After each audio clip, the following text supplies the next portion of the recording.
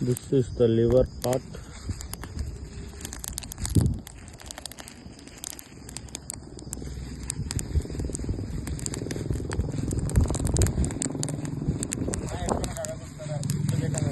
ಯಾವ್ದನ್ನ ಲಾಂಗ್ ಆಗಿರ್ಬೇಕನ